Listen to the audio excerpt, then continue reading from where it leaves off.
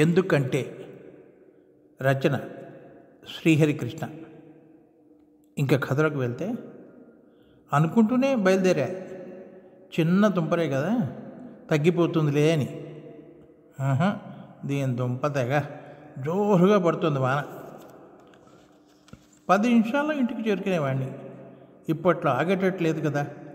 ఓ shop ముందరున్న షెడ్లో నుంచుని మనసులోనే వాళ్ళని తిట్టుకుంటూ నా దామోదర్కి దామోదర్ దామోదర్ రా రా రా అని పిలుస్తున్నట్లుగా అనిపించింది. షాపు ఎదురుగా ఆటోలోకి పిలుస్తున్న శ్రీశైలాన్ని చూసి తడుచుకుంటూ 3 అంగాల్లో ఆటో ఎక్కి కూర్చున్నాడు. ఏంటి వాళ్ళలో బయటకు వచ్చావు? ఉల్లిగడ్డలు తెమ్మంది ఆవిడ. చిన్న తినుకులే కదా తగ్గిపోతాయిలే అని గొడుగు కూడా తీసుకురాకుండా వచ్చా. అప్పటికే చెప్తూనే ఉంది గొడుగు తీసుకెళ్ళండి. పర్లేదులే చిన్న తుంపర్లే కదా అని బయలుదేరా. పర్లేండి మా ఇంటికి వెళ్ళి వాన తగ్గిన తర్వాత వెళుతురు కానీ ఈలోపు మా చెల్లమ్మకి ఫోన్ చేసి చెప్పండి. అలాగేలేండి అంటే ఫోన్ చేసి, అయినా ఎప్పటి నుండో మీ ఇంటికి వద్దామని అనుకుంటున్నా, ఇదిగో ఇవాళ ఈ వానదేవుడు పుణ్యమహా అంటూ తీసుకొచ్చాడు అంటుంటే శ్రీశైలం ఇల్లు చేరుకున్నారు. ఆటో వాటికి డబ్బులు ఇచ్చి ఇంట్లోకి వెళ్ళారు ఇద్దరును. అమ్మ పుష్కళ, దామోదర్ మావయ్య గారు వచ్చారు, మంచినీళ్ళు తీసుకురామ్మా. అలాగే అమ్మకు చెప్పి వేడి కాఫీ పెట్టమను. అలాగే నాన్న. నమస్కారం మావయ్య గారు, బాగున్నారా? బాగున్నానమ్మా. బాగా చదువుతున్నావా? బాగానే చదువుతున్నా అంకుల్. వచ్చిన నెలలో 4-2 ఎగ్జామ్స్ ఉన్నాయి, ప్రిపేర్ అవుతున్నా. వెరీ గుడ్ అమ్మా, బాగా రాయి ఎగ్జామ్స్. అవును, మీ కాలేజీలో క్యాంపస్ సెలక్షన్స్ ఉన్నాయా? ఉన్నాయి మావయ్య గారు, మొన్ననే ఇన్ఫోసిస్లో సెలెక్ట్ అయ్యా. సర్టిఫికెట్ రాగానే జాయిన్ అవ్వడమే. నిజమా? కంగ్రాట్స్ తల్లి. ఏం శ్రీశైలం, ఏంటి పార్టీ ఇవ్వాల్సి వస్తుందనే? పుష్కళ క్యాంపస్ సెలక్షన్ వచ్చిందని సెలెక్ట్ అయినట్లు చెప్పలే? జాయిన్ అయిన తర్వాత చెబుదామని ఆగా. పార్టీదేముంది, ఎప్పుడైనా రెడీ. ఇప్పుడు రెడీనా చెప్పు, వేద్దాము 2 పెగ్గులు. ఏదో సరదాగా అనాలి కానీ ఇప్పుడేం వద్దులే అని అంటుంటే కాఫీ ఇస్తూ, బాగున్నారా అన్నయ్య గారు, మీరు వదిన పిల్లలు అడిగింది రాధమ్మ. అంతా బాగున్నారమ్మా. అమ్మాయికి ఇన్ఫోసిస్లో సెలెక్ట్ అయింది కదా, చాలా సంతోషం తల్లి. అవును అన్నయ్య గారు, అంతా బాబా గారి దయ. కాఫీ తాగి, అబ్బా ఇప్పట్లో తగ్గేటట్లేదు ఈ వాన, కొంచెం తెలిపి కూడా ఇవ్వడం లేదు. చెల్లమ్మకి ఫోన్ చేసి చెప్పావుగా, కంగారు ఎందుకు, వాన తగ్గిన తర్వాత వెళ్దు కానిలే, తొందర ఎందుకు. రండి అలా ముందు వసారాలో కూర్చుని మాట్లాడుకుందాం. 2 గంటలైనా వాన తగ్గలేదు. రాధా, వాన వస్తుంది, వేడిగా మెత్తటి పకోడీలు చేయరాదు, కొంచెం మాకు ఉపయోగపడుతుంది మా పుక్కలింతలకి. ఎందుకండి చెల్లమ్మకి అనవసరమైన శ్రమ? ఇందులో శ్రమే ఉంది అన్నయ్య గారు. చాలా రోజుల తర్వాత మా ఇంటికి వచ్చారు, మీరు మాట్లాడుకుంటూ ఉండండి, మీ కార్యక్రమం మొదలెట్టండి. ఓ 10 నిమిషాలు వేడిగా పకోడీలు తెస్తా. మాట్లాడుకుంటూ 2 రౌండ్స్ పుక్కిలించారు. మొదటి రౌండ్లో చదువులు ఉద్యోగాలతో మొదలైన వాళ్ళ సంభాషణ భక్తి పాటలు, కుర్రాళ్ళ పోకిరి వేషాలు, ఆఖరికి రాజకీయాల్లోకి దిగింది. ఎక్కడ చూసినా డిసిప్లిన్ లేకుండా పోతుంది ఈ జనాలకి. ఒక్కడూ సరిగ్గా ఉండడు, ఎవడి స్వార్థం వాడిది. రాధా, 10 నిమిషాల్లో తెస్తాను పకోడీలు.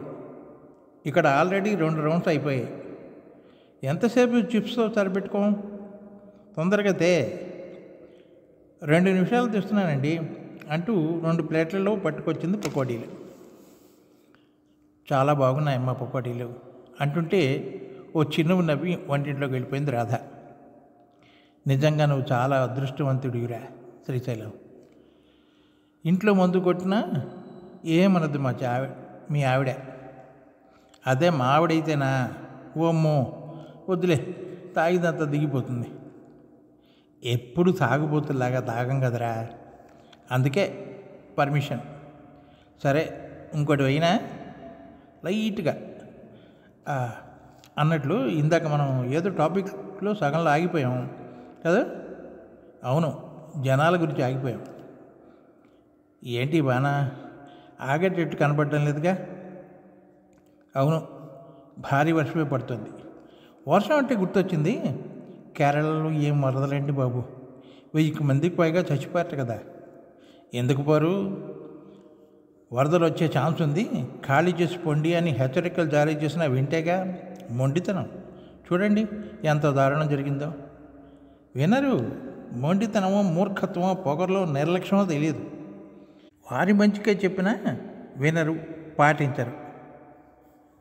అంతెందుకు, హెల్మెట్ పెట్టుకోకుండా డ్రైవ్ చేయకండిరా అంటే కనీసం 50% జనాలు వినరు. మైనర్లకు బైకులు ఇవ్వకండి అంటే తల్లిదండ్రులు వినరు. ఏదైనా కొత్త రూల్ పాస్ చేస్తే ఓ 2-3 నెలలు ఖచ్చితంగా పాటిస్తారేమో, ఆ తర్వాత షరా మామూలే. పట్టుకుంటే వేరే వేరే మార్గాల్లో డబ్బులు వదిలించుకుంటారు తప్ప ఎందుకులేండి వేధవ గోల. మంచి చెప్తే ఆ చెప్పినవాడు వేధవ, మంచికి రోజులే లేవు అంటున్న శ్రీశైలం మాటలకు అడ్డొస్తూ, కరెక్ట్గా చెప్పావు శ్రీశైలం. మా పాతిల్లు ఉంది కదా, చదువుకున్నాడు, మంచి ఉద్యోగం రాలేదు, పోనీలే ఉద్యోగానికి ట్రై చేసుకుంటున్నాడు కదా అని ఇల్లు అద్దెకిస్తే వాడి దుంపదగా మొదటి సంవత్సరం పర్ఫెక్ట్గానే రెంట్ పే చేశాడు. ఆ తర్వాత నాకు చుక్కలు చూపించాడు. అద్దె ఇవ్వడు, ఖాళీ చేయడు. లాభం లేదనుక నాకు తెలిసిన ఎస్ఐ చేత ఫోన్ చేయిస్తే ఠక్కుమని ఖాళీ చేశాడు. సగం డబ్బులు ఎక్కి ఎగనామం పెట్టి. వేధవ అన్నారు వేధవ. మంచికి పోతే చెడు ఎదురైంది అన్నట్టు అయింది నా పరిస్థితి. ప్రతిసారి ఏదో ఒక కహానీ చెప్పేవాడు. అవును, పెట్టిన రూల్స్ ఎవ్వడూ పాటించడు. బస్సుల్లోనూ ట్రైన్స్లోనూ reserved for ladies, reserved for senior citizens అని రాస్తున్నా కూడా అక్కడే కూర్చుంటారు, లేవని కూడా లేవరు. పైగా వెధవ బోధులు, ఫోన్ చూస్తున్నట్లు, ఫోన్లో మాట్లాడుతున్నట్టు, పట్టించుకోనట్టు ప్రవర్తిస్తుంటారు. ఏమనాలి ఇలాంటి వాళ్ళని? అసలు ఈ జనాల్ని తెలివితేటలు చూస్తే భలే ఆశ్చర్యం వేస్తుంది. ఆకుల్లో ఔషధాన్ని చూస్తారు, శిలలో శిల్పాన్ని చూస్తారు, భూగర్భంలో ఉండే ఖనిజాలను చూస్తారు, అద్దంలో అందాలను చూస్తారు. అలాంటి వారు ఎదుటి మనిషిలో ఉండే మంచితనాన్ని ఎందుకు చూడరు? ఎదుటివారు చెప్పే మాటలు నిజాన్ని ఎందుకు గ్రహించరు? లోపాలని మాత్రం వెతుకుతారు. ఎందుకంటావు? చెప్పు దామోదరా. ఎందుకంటే శ్రీశైలం, అది మానవ నైజం. ఎడ్డెం అంటే తెడ్డెం అనాల్సిందే. మళ్ళీ వేడిగా తెచ్చే పకోడీలు తినండి అంటూ 2 ప్లేట్లలో వేసింది రాధ. ఆల్రెడీ 3 రౌండ్లు అయ్యాయి, నువ్వు మళ్ళీ పకోడీలు వేస్తే ఇంకో రౌండ్ వేయాల్సిందే. ఏం దామోదర్? నీ ఇష్టం. అన్నయ్య గారు, మీరు మాట్లాడుతుంటే ఇందాక విన్నా, ఎందుకంటే అది మానవ నైజం అని మీరు అన్నారు. నేను నా అభిప్రాయం చెప్పనా?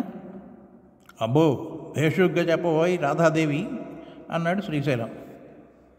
అది ముమ్మాటికి పెద్దవాళ్ళది తప్పు. తల్లిదండ్రుల పెంపకం పిల్లలకి చిన్నప్పటి నుండే ఏది మంచి ఏది చెడు అని చెప్పాలి. అది అట్లా చెప్పాల్సిన బాధ్యత తల్లిదండ్రులదే, ఇంట్లో ఉన్న పెద్దవాళ్ళదిను. పిల్లల ముందు పిచ్చ వేషాలు వేస్తే పిల్లలు అదే చేస్తారు. ఇప్పుడు మీ కార్యక్రమం చూడండి, ఇంట్లో పిల్లలు ఉన్నారు, వాళ్ళకి ఊహ వచ్చింది కదా, కొద్దో గొప్ప ఆలోచించే మనస్తత్వం ఉంది కదా. కోర్స్ మీరు బయట ఈ కార్యక్రమం చేస్తున్నారనుకోండి, ఇంట్లో పిల్లలు ఉన్నారు వద్దు అని నేను చెప్పచ్చు. అలా చెప్తే వారిని నేను కించపరిచినట్లే కదా. మార్పు అనేది ఎవరిలో వారు తెచ్చుకోవాలి, ఒకళ్ళు చెప్తే వచ్చేది కాదు. ఒక వయసు వచ్చిన తర్వాత మా నాన్న చేయగలిగింది నేను చేస్తే తప్పేమిటి అని వాళ్ళ మనసులో ఓ బీజం పడింది అనుకోండి. అలాంటి బీజాలు పడకుండా చూడాల్సిన బాధ్యత పెద్దవాళ్ళదే. ఆ బీజం మొలకెత్తి మొక్కై చెట్టు వృక్షంగా మారచ్చు అనేది నా ఉద్దేశం. ముందు పెద్దల్లో మార్పు రావాలి. ఇలా చెప్పానని ఏమీ అనుకోకండి, ఏదో నా ఉద్దేశం నేను చెప్పాను అంతే. సారీ చెల్లమ్మ, నువ్వు చాలా బాగా చెప్పావు. చాలా మెత్తగా ఏంట్రా బాబు, గట్టిగానే చెప్పింది. సారీ రాధా, ఏదో వాన పడుతుంది కదా అని అంటుంటే దామోదరం ఫోన్ మోగింది. హలో అన్నాడు. ఏంటండి 10 అవుతోంది, ఇంకా బయలుదేరండి. ఇప్పట్లో తగ్గేటట్టుగా లేదుగా ఈ వాన. అన్నయ్య గారింట్లో ఒక గోడ అడిగి తీసుకురండి, రేపు రాముగారి చేత పంపిద్దాం. ఇక బయలుదేరండి. అలాగేలే, బయలుదేరుతున్నా. శ్రీశైలం ఓ గొడుగు ఇవ్వు, రేపు పంపిస్తా. ఇదండి కథ. ఈ కథ కనుక మీకు నచ్చినట్లయితే లైక్ చేయండి, షేర్ చేయండి, సబ్స్క్రైబ్ చేయండి. మీ శ్రీహరికృష్ణ.